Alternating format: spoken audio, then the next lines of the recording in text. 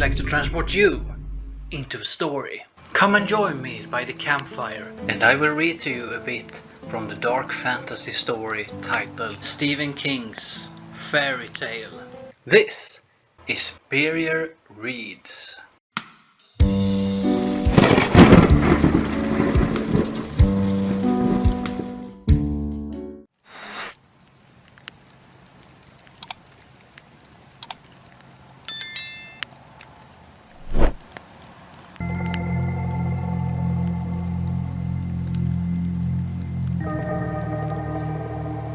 I probably don't need to tell you that my first impression of Mr. Bowditch wasn't good.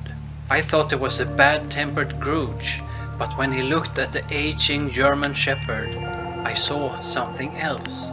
Love and dismay. He must have been in excruciating pain, but right then, all he could think about, all that he cared about, was his dog. Shit. I can't leave her. I'll have to take her to the goddamn hospital. The siren arrived out front and unwound. The doors slammed. They won't let you, I said. You must know that. His lips tightened. Then I'm not going. Oh yes you are, I thought. And then I thought something else, only it didn't seem like my thought at all. I'm sure it was, but it didn't seem that way. We had a deal. Never mind picking up litter on the highway. This is where you hold up your end of it. Hello? Someone shouted. EMT is here. Is there someone who can open the gate? Let me keep the key, I said. I'll feed her.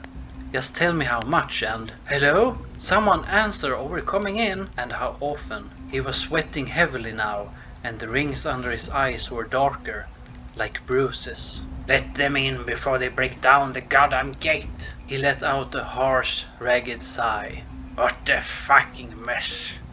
The man and woman on the sidewalk were wearing jackets that said Arcadia County Hospital Ambulance Service. They had a gurney with shitload of equipment piled on it. They had moved aside my backpack, and the man was trying his best to yank the bolt. He was having no more luck than I did. He's round back, I said. I heard him calling for help. Great, but I can't get this thing. Take hold, kid. Maybe with both of us. I took hold and we pulled. The bolt finally shot back, pinching my thumb. In the heat of the moment, I hardly noticed, but by that night, most of the nail had turned black.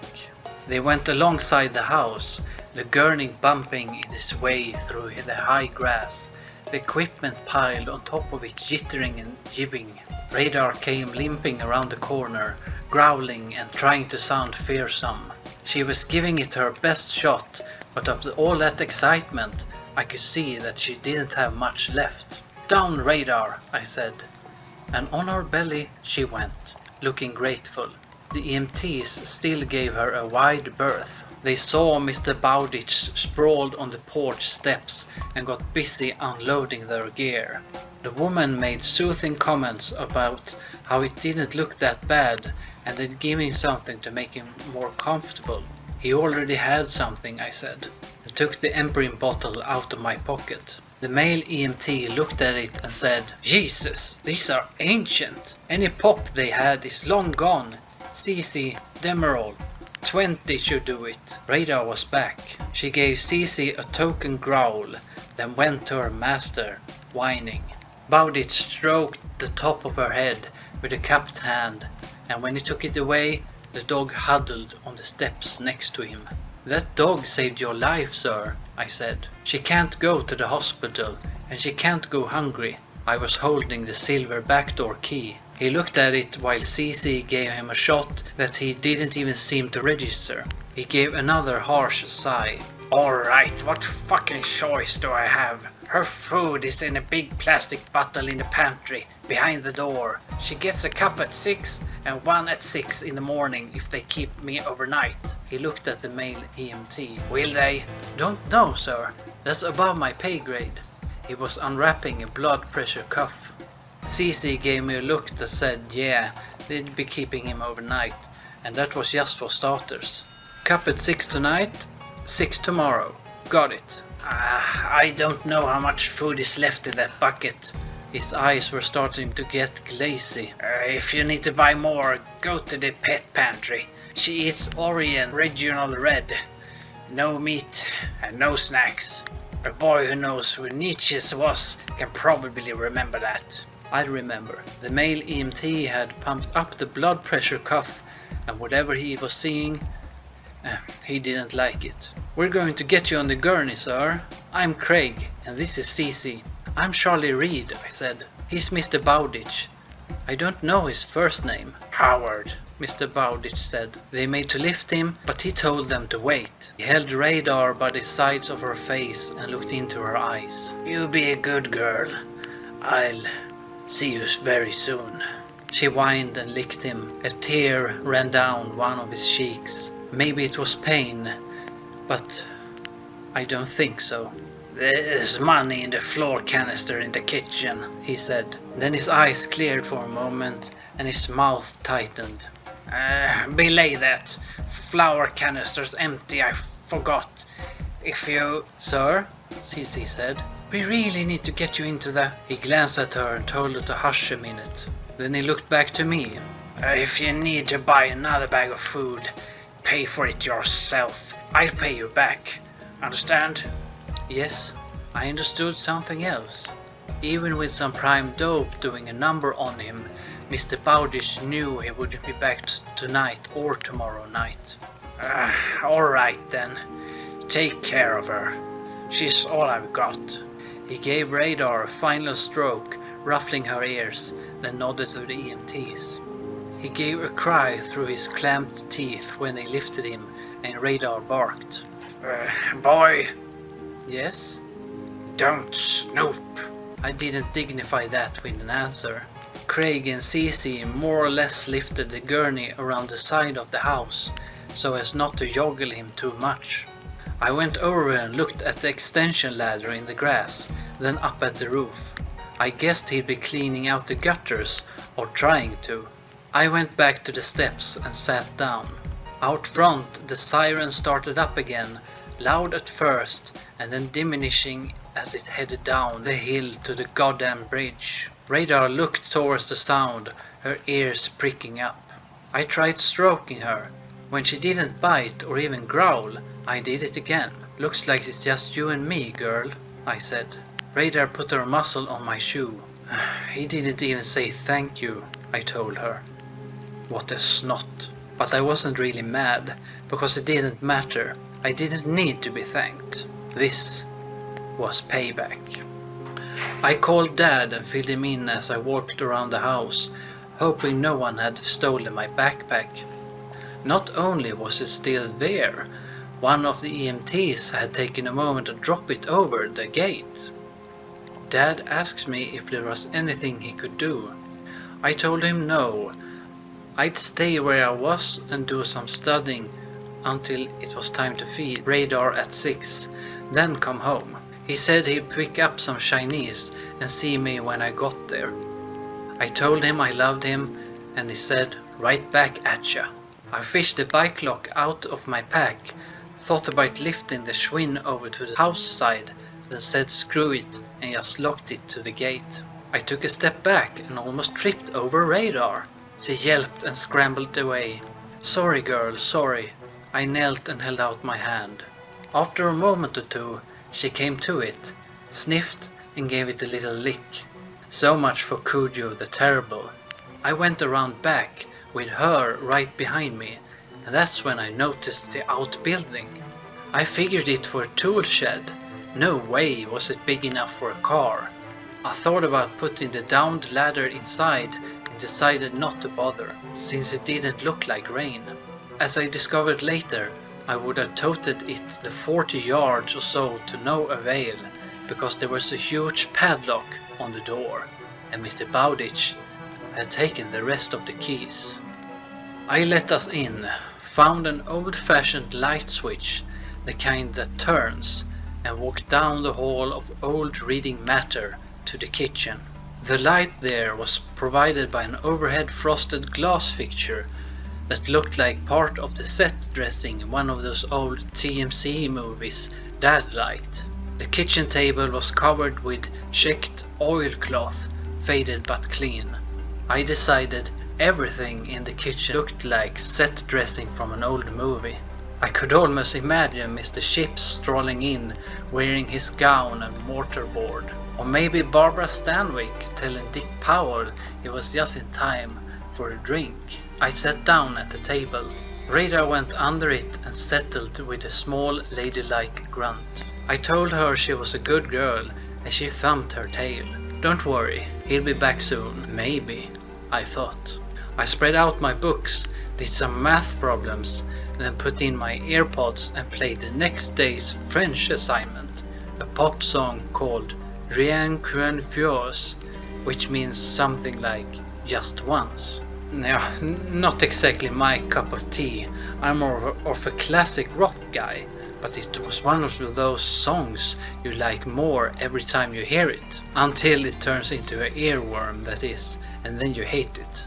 I played it through 3 times, then sang along, as we'd been required to do in class. Je suis ce que tu es que just toujours attendu. One verse in, I happened to look under the table and saw Radar looking at me with her ears laid back, an expression that looked suspiciously like pity. It made me laugh. Better not quit my day job, right? A thump of the tail. Don't blame me, it's an assignment. Want to hear it one more time? No? Me either. I spied 4 matching canisters set up in a line on the counter to the left of the stove, marked sugar, flour, coffee, and cookies.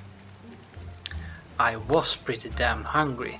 At home I would have checked the fridge and gobbled half the contents, but of course I wasn't at home and wouldn't be for, I checked my watch, another hour. I decided to investigate the cookie jar, which surely wouldn't count as snooping. It was filled to the top with a mixture of pecan sandies and those chocolate-covered marshmallow jobbies. I decided that since I was dog-sitting, Mr. Bowditch wouldn't miss one. Or 2. Even 4. I made myself stop there, but it was hard. Those sandies were certainly delicious. I looked at the flour canister and thought of Mr. Bowditch saying there was money in there. Then his eyes had changed, sharpened. Belay that. Flour canister's empty. I forgot. I almost peeked, and there was a time not so long ago when I would have, but those days were gone. I sat back down and opened my world history book. I plowed through the heavy stuff about the Treaty of Versailles and German reparations, and when I looked at my watch again, there was a clock over the sink, but it had stopped. I saw it was 5:45. I decided that was close enough for government work and decided to feed Radar. I figured the door next to the fridge had to be the pantry, and I figured right. It had that good pantry smell. I pulled down the dangling cord to turn on the light and for a moment forgot all about feeding Radar. The little room was canned goods and dry goods from top to bottom and side to side. There was spam and baked beans and sardines and saltines and Campbell's soup, pasta and pasta sauce, bottles of grape and cranberry juice, jars of jelly and jam, cans of veggies by the dozens and maybe hundreds. Mr. Bowditch was all set for the apocalypse. Radar gave a "don't forget the dog" whine.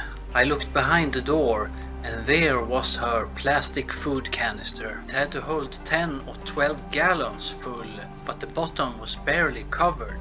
Bowditch was in the hospital for a few days or even a week. I would have to buy more. The cup measure was in the canister. I filled it and poured the kibble into the dish with her name on it. Radar went at it with a will, tail wagging slowly from side to side. She was old, but still happy to eat. I guess that was good. You take it easy now, I said, pulling on my jacket. Be a good girl and I see you in the morning. Only, it wasn't that long. Dad and I picked on Chinese food. I gave him the expanded version of my afternoon adventure, starting with Bowditch on the steps, progressing to the Hall of Old Reading Matter, and finishing with the Doomsday Pantry. Hoarder, Dad said. Seen my share of it, usually after the hoarder in question dies. But the place is clean, you say? I nodded. The kitchen at least, a place for everything and everything in its place. There was some dust on the old medicine bottles in the little bathroom, but I didn't see anywhere else. No car. Nope, and not room for one in his tool shed. He must have his groceries delivered. And of course there's always Amazon, which by 2040 will be the world government the right-wingers are so afraid of. I wonder where his money comes from and how much is left. I wondered that too. I think that kind of curiosity is pretty normal in people who come within a whisker of going broke. Dad got up. I bought and carried. Now I need to clear some paperwork. You clean up. I cleaned up, then practiced some blues tunes on my guitar. I could play almost anything, just as long as it was in the key of E. Usually I could get into the music until my fingers hurt, but not that night. I put my Yamaha back in the corner and told Dad I was going up to Mr. Bowditch's house to check on radar. I kept thinking of her being there all by herself. Maybe dogs didn't care about such things, but maybe they did. Fine, as long as you don't decide to bring it back. Her. Okay, but not interested in listening to a lonely dog howl at 3 in the morning, no matter what sex it happens to be. I won't bring her back. He didn't need to know that the idea had at least crossed my mind. And don't let Norman Bates get you. I looked at him, surprised. What? You think I didn't know? He was grinning. People were calling it the Psycho House long before you and your friends were born, little hero. That made me smile. But it was harder to see the humor when I got to the corner of Pine and Sycamore. The house seemed to hulk on its hills, blotting out the stars. I remembered Norman Bates saying, "Mother, so much blood," and wished I'd never seen the damn movie. The gate bolt was easier to pull at least.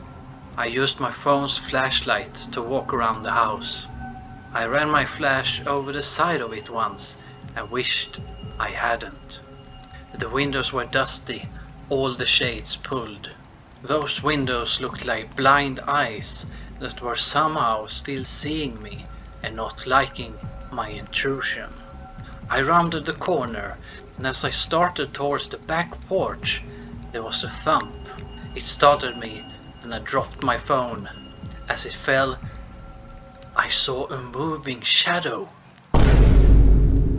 There are more parts of this story coming up here on YouTube, so be sure to subscribe, leave a like, share this video with your friends, and leave a comment below. I write my own dark fantasy stories, which are inspired by spirituality, which you can check out by going to my Patreon in this link up here or in the link in the description. And a special thanks to all of my patrons. You're the reason I can do this, so I'm really grateful.